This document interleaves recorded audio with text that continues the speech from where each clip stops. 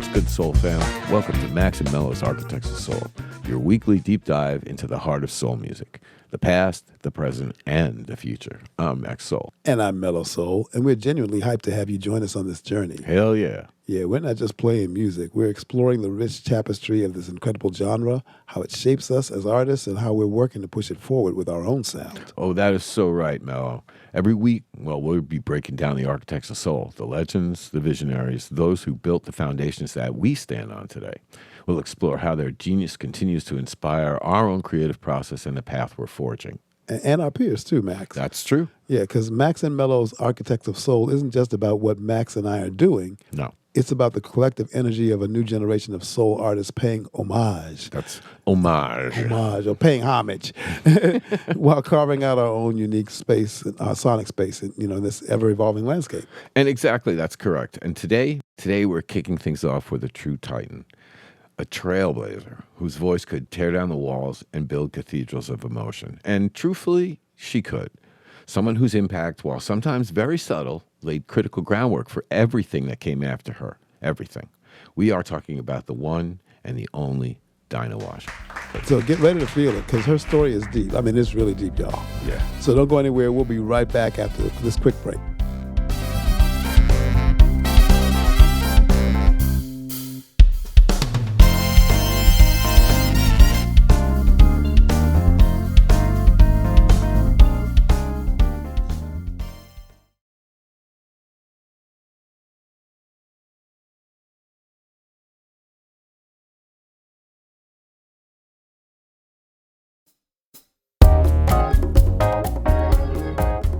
Hey, welcome back to Max and Mello's Architects of Soul. We're diving deep into the profound impact of Dinah Washington. You know, it's funny, Mello, when you first think of soul, her name may not be the absolute first to pop up for everyone. But for us, learning about her just solidified how truly foundational she really was. Absolutely, Max. She wasn't labeled soul in her time. They didn't really use the word like that at that time. But her DNA is all over it. I mean, she's often called the queen of the blues and the queen of the jukeboxes. Dinah was a master of blending genres. Just think about it. She moved effortlessly between jazz's sophisticated harmonies and blues's raw emotion and the emerging R&B rhythms of the time. Formerly called race records. Yeah, exactly. Even pop sensibilities. And that fluidity, that willingness to pull from all these wells. Does that sound familiar? Yeah, it does. It really does. That's a direct ancestor to the genre bending we hear in soul music today. Goddamn right. And we do that all the time in our tracks. Yes, we do. You can't really nail down to one specific genre. No, it's a conversation between yesterday and today. Yeah. That's the key. And certainly, it's that fearless approach to the genre, that courage to not be confined. So her hit, What a Difference the Day Makes, which truly won a Grammy for Best Rhythm and Blues Performance. Mm-hmm. And that wasn't just a hit. It really was a powerful statement, right, Mello? Mm-hmm. It proved that these sounds, deeply rooted in black culture, in jazz and blues, could actually achieve massive mainstream success. Not just mainstream success, massive mainstream success without being watered down. That's pretty cool. It absolutely paved the way for so many black artists, and particularly the black women that followed. Oh, yeah, and Dinah's vocal delivery, though, when you hear, that's where you really hear the soul. Oh, without a doubt. Because Dinah started in the church choir. That's a familiar. That seems to be a string, exactly. doesn't it? And you can hear that profound gospel influence in every single note. That rich, expressive, often improvisational style full of gospel power and raw emotion. Yeah. Because she could belt it out. Oh, she sure could. That became a defining characteristic of nearly every great soul vocalist. When you hear that deep cry or that joyful shout in a soul song, you're hearing Dinah's lineage. And the truth is that her lineage was so strong that when Aretha first came out, her first record, they asked her to sound just like Dinah Washington. Mm-hmm. Mind you, she sounded just like Dinah Washington. She could do that, but then she had her own thing. And she eventually did a Dinah tribute album, too. But the truth is that she was affected by the same thing. Mm-hmm. She heard the same thing she was looking for, mm-hmm. right? I mean, I remember listening to some of her live recordings, and sometimes it's like she's preaching. She commands the stage. Quincy Jones, who arranged for her, famously said, she had a voice that was like the pipes of life. Every single melody she sang, she made hers. When she put her soulful trademark on a song, well, she owned it. And it was never the same, right? Mello, that level of vocal artistry, that ability to imbue every lyric with deep emotion and make a song uniquely her own, wow. That's exactly what we strive for in our music. Word for word, note for note. It's just not about hitting the notes. As important as that is, and it is important, It is. it's about inhabiting the story. Exactly. And it wasn't just about technical precision. It was about the feeling, the narrative, and the story she told with her voice. You felt every single word she sang, whether it was about heartbreak or triumph. True. And that's the magic. That's the notion of transcendence that she brought to the blues. And moving beyond just suffering, but to something more empowering.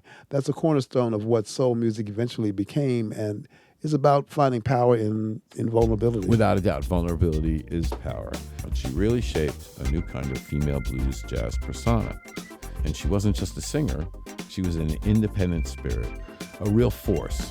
And we'll be back to discuss more soul giants and their profound influence on our sound and on your ears after this quick break. We'll Don't be go right away. back.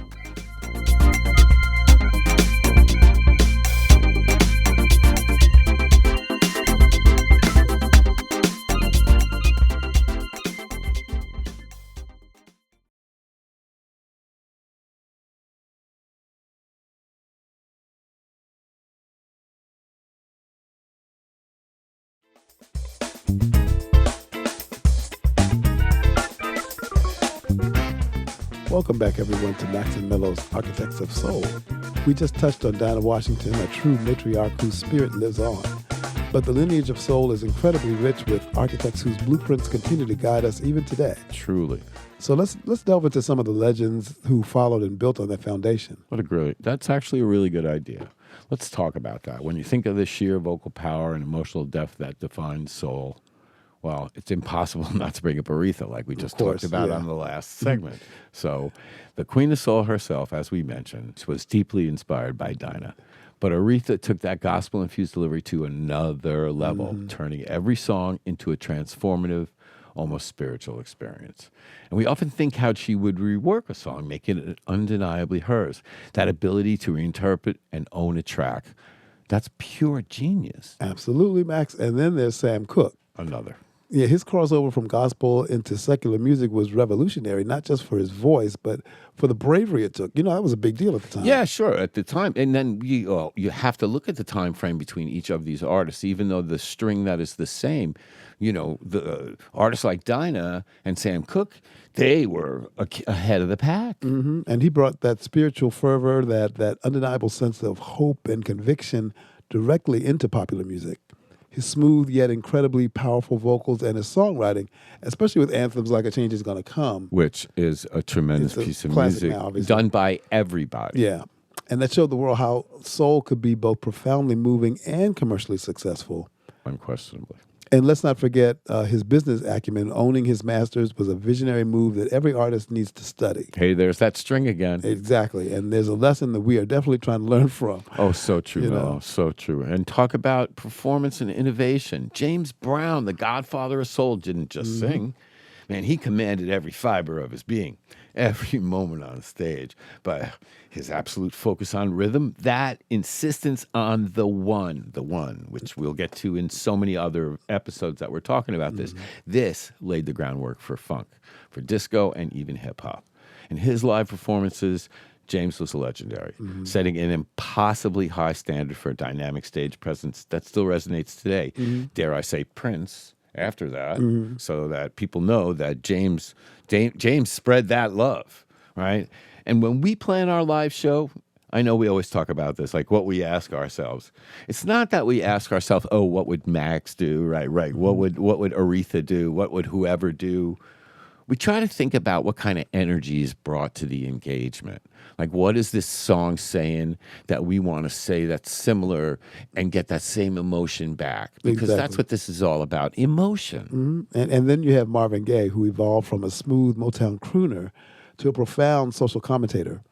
Albums like What's Going On weren't just hit records. They were artistic manifestos that broke significant barriers, proving that soul music could tackle complex social issues with grace, beauty, and incredible power. And do not forget the fight that it took for him to get the release of that. That fight for creative control to put his uncompromised vision out into the world, despite label pressure from Motown, of all places, is a story every artist needs to hear and learn from. It's about artistic integrity. Oh, without a doubt. And Stevie Wonder, well, That's my boy. What could you say about Stevie, man? We all love Stevie, right? A true musical genius. Although Eddie used to say, you want to impress me? Here, drive.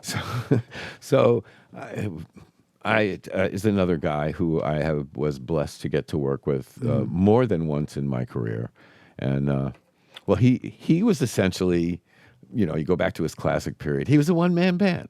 He synthesized genres and used new technologies like synths and crafted incredibly intricate, innovative, and socially conscious albums. And he was really deep into how it works, how the synths work, and being right up on it. His clav playing, his piano playing, his synth playing. He did all the parts. He was a 100% badass, right?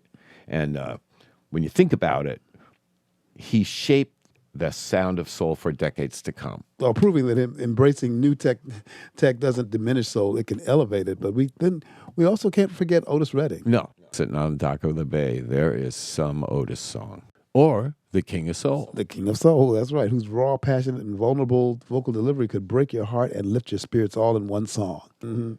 Yeah. That's a classic, and it showed a different, more of an introspective, even melancholic side of soul, proving its incredible emotional versatility. There we go. There's versatile, vulnerable, all those V's. And he taught us that vulnerability is strength. Yes, these artists, they weren't just singers. They all were innovators, storytellers, cultural catalysts, and often, turns out, very, very savvy business minds, which is very cool because it teaches us that we have to be smart about what we do, especially in today's environment. And we'll be back to discuss how these profound lessons specifically shape the new vibe, our sound, our approach, and after the break. Stick around.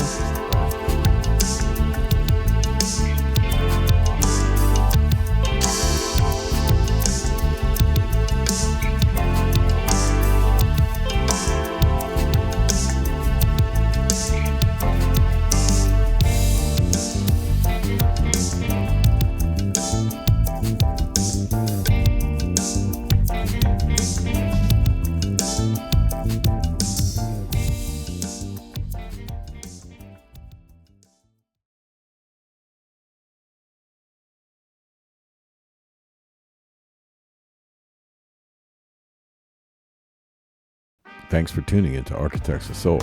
Our music is waiting for you.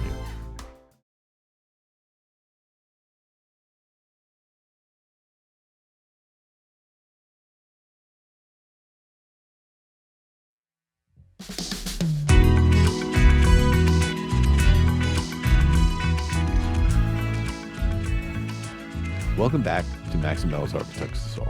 So, Mello, we spent time celebrating the Titans of Soul. Now, let's connect those dots, right? How do Dinah Washington, Aretha, Sam Cooke, James Brown, Marvin Gaye, Stevie Wonder, and Otis Redding directly influence our approach to creating soul music today? How? How do their lessons manifest in what we and our peers, as Max and Mello and as whoever they are, what are they doing right now to make this happen? Well, I think it's everything, Max. From Dinah's genre blending, we've learned that soul isn't confined to just a rigid box. Well, that's like not news to anybody. Right. And we constantly ask ourselves, how can we take this core soul feeling and infuse it with elements that feel fresh and relevant? Truly. And that's why you'll hear us incorporate hip-hop drum programming and R&B vocal runs and even subtle electronic synth texture into our sound. It's about taking the essence of soul and that raw emotion and storytelling and expressing it through a truly contemporary lens. That's true. That's true. And it's exactly right. And from Aretha and Sam Cooke, well, we internalize that gospel-driven authenticity. We want our vocals to be more than just pretty melodies. We really want them to carry weight, to evoke a profound feeling, not empty lyrics. We're writing lyrics, we're not just rhyming words. We really are trying to craft narratives that resonate on a deeper level, inspired by Sam Cooke's incredible ability to turn personal narratives, sometimes even painful ones, think about a change that's going to come, into universal anthems of hope. Every vocal take we do, we're asking, So now, is this authentic to us? Is this authentic to the music that we're doing? Do you feel this, right? Is it resonating? Because if you feel it, then the audience should feel it. I too, agree. you I know? agree. If you're not going to enjoy what you do, nobody else is going to enjoy it. Yeah. And like James Brown's rhythmic intensity is a constant presence in our production room. Help me. We're absolutely obsessed with the grooves that hit hard and make you move, that make you nod your head instantly.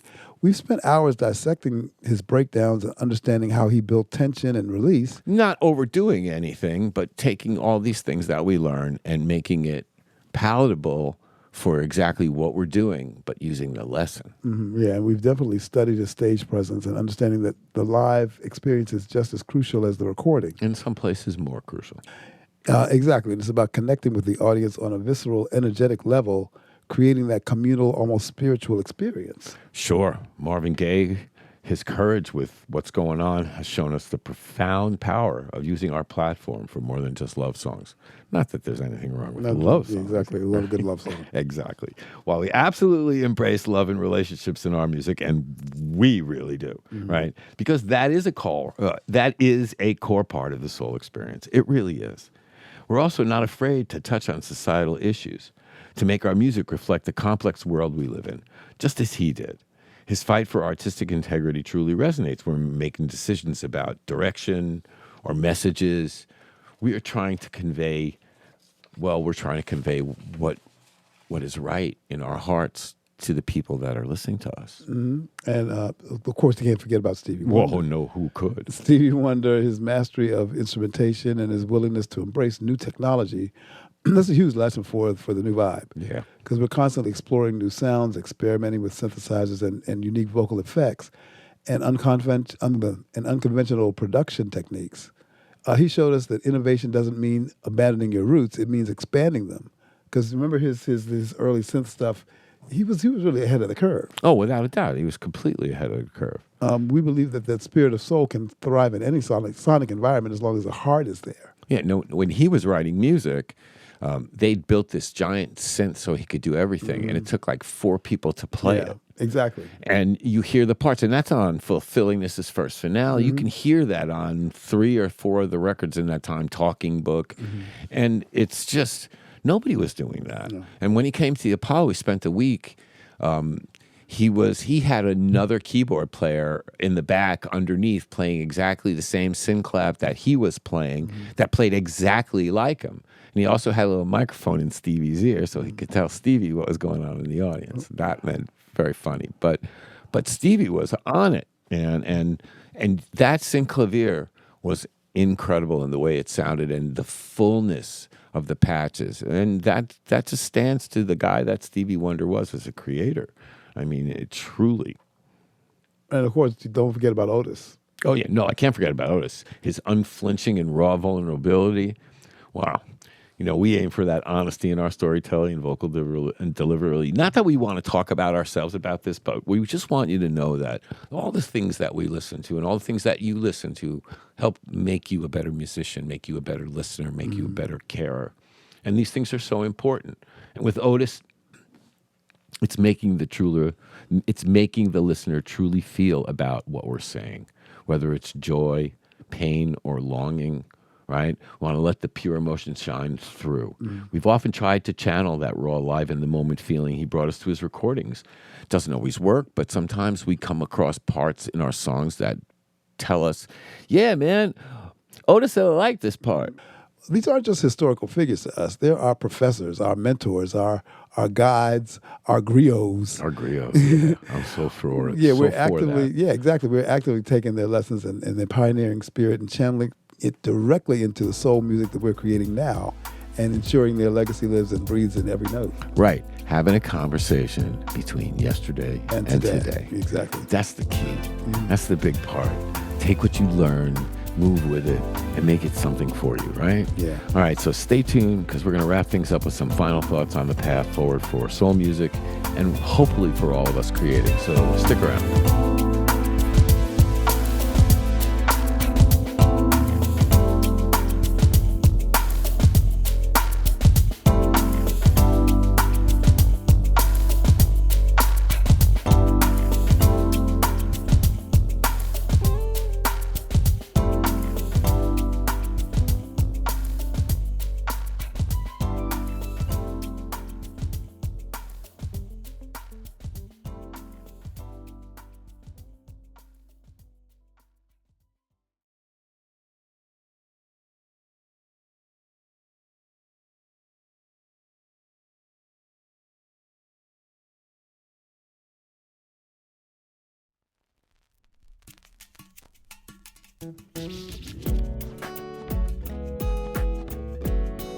Welcome back for our final segment of Max and Mello's Architects of Soul. It's been an incredible journey through the roots of soul today and how these roots nourish the present. Without a doubt. And truly, before we go any further, I just want to talk for a second about the segregated America of the 40s and the 50s, right? And how Dinah Washington broke down significant barriers for women and black artists. She became a dominant force in popular music.